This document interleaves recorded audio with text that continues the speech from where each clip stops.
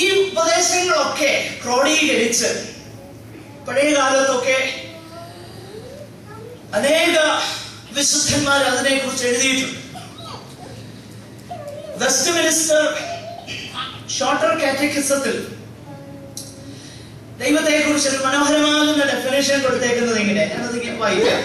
God is a spirit, infinite, eternal, and unchangeable in his being, wisdom, power, holiness, justice, and goodness and truth. God is a spirit, infinite, eternal, and unchangeable in his being, wisdom, power, holiness, justice, and goodness and truth. ദൈവം ആത്മാവാകുന്നു. അവൻ അന്തമില്ലാത്തവനാകും. അവൻ നിത്യനാകും. അവന്റെ ബീയിങ്ങിലും അവന്റെ വ്യക്തിത്വത്തിലും അവിടുത്തെ ജ്ഞാനത്തിലും ശക്തിയിലും വിശുദ്ധിയിലും നീതിയിലും അവന്റെ നന്മയിലും അവന്റെ സത്യത്തിലും മാറ്റമില്ലാത്തവനാകും. വളരെ മനോഹരമാകുന്ന ഒരു വിശദീകരണം. അപ്പോൾ ഇത്ര ഭയങ്കരനാകുന്ന ദൈവത്തെയാണ് നമ്മൾ എന്താ വിളിക്കുന്നതെന്ന് അറിയാമോ? അബ്ബാ പിതാവേ. ഇത്ര വലിയവനാകുന്ന ദൈവത്തെ തന്റെ പുത്രനിൽ കൂടെ ആബ എന്ന അരാമ്യ പദം തന്നെ ഏറ്റവും മനോഹരം. അത് വളരെ എന്താ പറയുന്നത്, അനൗപചാരികമായ ഒരു പദപ്രയോഗമാണ്. വീട്ടിലൊക്കെ അപ്പച്ചനെ സ്നേഹത്തോടെ വിളിക്കത്തില്ലേ, അങ്ങനെ വിളിക്കുന്ന ആ ഒരു പദപ്രയോഗം ആബ. ഈ വലിയവനാകുന്ന ദൈവത്തെ അപ്പച്ച എന്ന് വിളിക്കാൻ തക്കവണ്ണം അവന്റെ പുത്രനിൽ കൂടെ നമുക്ക് ലഭിച്ച വാർത്ത നാം ദൈവത്തിന് സ്തോത്രം ചെയ്യും. അതാണ് ദൈവം തന്റെ പുത്രനിൽ കൂടെ നമുക്ക് തന്നതാകുന്ന പദവി എന്ന് നമ്മൾ മനസ്സിലാക്കണം.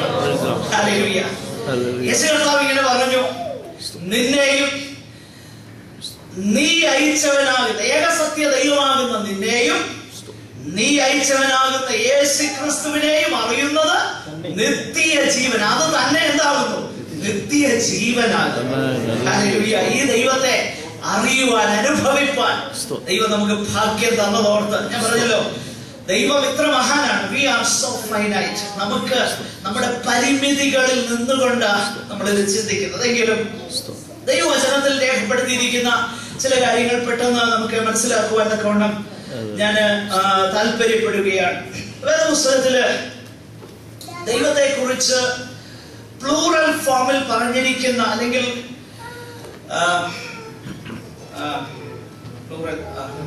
ബഹുവചനത്തിൽ പറഞ്ഞിരിക്കുന്നതാകുന്ന ഒത്തിരി പ്രയോഗങ്ങളുണ്ട്. ആ വാക്യങ്ങൾ പെട്ടെന്നൊന്ന് വായിച്ചിട്ട് ചില വിശദീകരണങ്ങൾ നമുക്ക് അതിനോടുള്ള ബന്ധത്തിൽ നൽകുവാനായിട്ട് ഞാൻ ആഗ്രഹിക്കുന്നു. ഏറ്റവും ആരംഭമായിട്ട് ഉൽപ്പത്തി പുസ്തകത്തിലാണ്. ഉൽപ്പത്തി പുസ്തകം 1-ാം അധ്യായം 26-ാമത്തെ അധ്യായത്തിൽ നാം നമ്മുടെ സ്വരൂപത്തിൽ, ഓക്കെ, ആ പ്ലൂറൽ ഫോം ഉപയോഗിച്ചിരിക്കുന്നു. ഒരു പക്ഷേ അത് it can be explained away as രാജകീയമാകുന്ന വി എന്നുള്ള സംബോധനയാണെന്നൊക്കെ വേണമെങ്കിൽ പറയാൻ കഴിയും. എന്നാൽ ആ വാക്യം മാത്രമല്ല വേദപുസ്തകത്തിൽ ഉള്ളത് എന്ന് നമ്മൾ മനസ്സിലാക്കുന്നു. ദൈവത്തിന്റെ ആ ബഹുത്വത്തെ കുറിച്ച് എന്ന് പറഞ്ഞാൽ 3 ആളത്വങ്ങളെ കുറിച്ച് വേദപുസ്തകത്തിൽ ഒത്തിരി വാക്യങ്ങൾ പറഞ്ഞിട്ടുണ്ട്. അത് പെട്ടെന്നൊന്ന് കണ്ടിട്ട് നമുക്ക് ഒരു ചിന്തയിലേക്ക് പെട്ടെന്ന് മടങ്ങി വരാം. ഉദാഹരണമായിട്ട് പുതിയ നിയമത്തിലേക്ക് കടന്നു വരുമ്പോൾ പഴയ നിയമത്തിൽ തന്നെ ഒത്തിരി വാക്യങ്ങളുണ്ട്. ഉൽപ്പത്തി പുസ്തകം 3-ാം അധ്യായം 22-ാമത്തെ വാക്യം, 11:7 തുടങ്ങിയ വാക്യങ്ങൾ. അതുപോലെ മത്തായിയുടെ സുവിശേഷത്തിലേക്ക് കടന്നു വരുമ്പോഴുണ്ട്.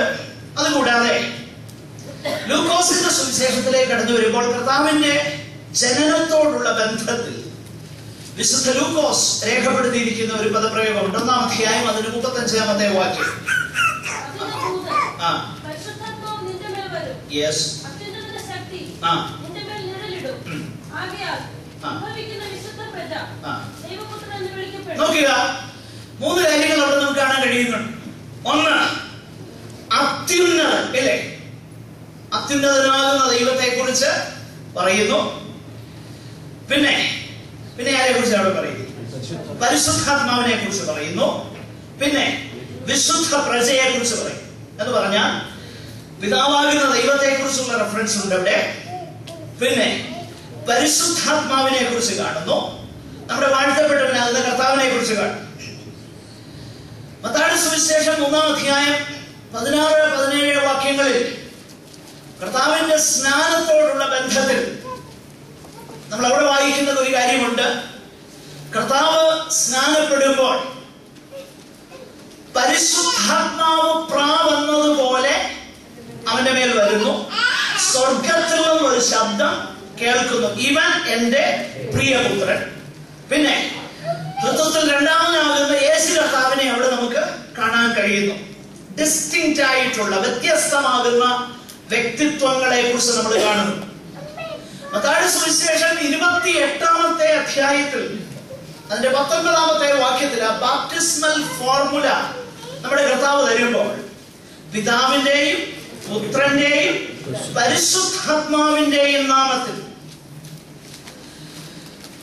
ആത്മവരങ്ങളോടുള്ള ബന്ധത്തിൽ കൊരിന്ത്യരുടെ 1-ാമത്തെ ലേഖനം 12-ാം അധ്യായം 4 മുതൽ ഉള്ളതാകുന്ന വാക്യത്തിൽ അവിടെ ആത്മാവിനെ കുറിച്ച് വായിക്കുന്നുണ്ട്, കർത്താവിനെ കുറിച്ച് വായിക്കുന്നുണ്ട്, ദൈവം എന്ന് പറഞ്ഞ് പിതാവാകുന്ന ദൈവത്തെ കുറിച്ചുള്ള റെഫറൻസ് നമ്മൾ വായിക്കുന്നു. എഫേസ്യർ 4-ാമത്തെ അധ്യായം അതിന്റെ 4 മുതൽ 6 വരെയുള്ള വാക്യങ്ങളിൽ ആത്മാവ് ഒരുവൻ, 4-ാം വാക്യം. 5-ാം വാക്യത്തിൽ കർത്താവ് ഒരുവൻ. 6-ാം വാക്യത്തിൽ സകലത്തിലും മീതെയുള്ളവനാകുന്ന ദൈവം ഒരുവൻ. Spirit, one spirit, one Lord and one father. 1 പത്രോസ് 1-ാം അധ്യായം അതിന്റെ 2-ാം വാക്യത്തിൽ, പത്രോസിന്റെ 1-ാം ലേഖനം 1-ാം അധ്യായം അതിന്റെ 2-ാം വാക്യത്തിൽ നമ്മളിങ്ങനെ വായിക്കുന്നു: പിതാവായ ദൈവത്തിന്റെ മുന്നറിവ്, ആത്മാവിന്റെ വിശുദ്ധീകരണം, യേശുക്രിസ്തുവിന്റെ രക്തത്താൽ, പിതാവ്, പുത്രൻ, പരിശുദ്ധാത്മാവ്. ഒത്തിരി വാക്യങ്ങളുണ്ട്. അപ്പോൾ ഈ പറയപ്പെട്ടിരിക്കുന്ന വേദഭാഗങ്ങളുടെ എല്ലാം അടിസ്ഥാനത്തിൽ നമ്മുടെ പഠനത്തിന് സഹായകരമായിട്ട് ഒരു 3 സെന്റൻസ് ഞാൻ പറയാൻ പോകുക. നമ്മൾ അതിനെ ബേസ് ചെയ്താണ് ഇനി പഠിക്കാൻ പോകുന്നത്. ഇതോടെ പറഞ്ഞ് ഞാൻ ഇന്ന് അവസാനിപ്പിക്കാനായിട്ടാണ് ആഗ്രഹിക്കുന്നത്. കാരണം we had so much of heavy stuff today. ഒന്നാമതായിട്ട് ഞാൻ പറയാൻ പോകുന്ന വിഷയം, ഇതിന് വേദപുസ്തകത്തിൽ നിന്ന് പിന്നീട് നമ്മൾ വിശദീകരണം തന്ന് അതിന്റെ ആപ്ലിക്കേഷനിലൂടെ പഠിക്കും.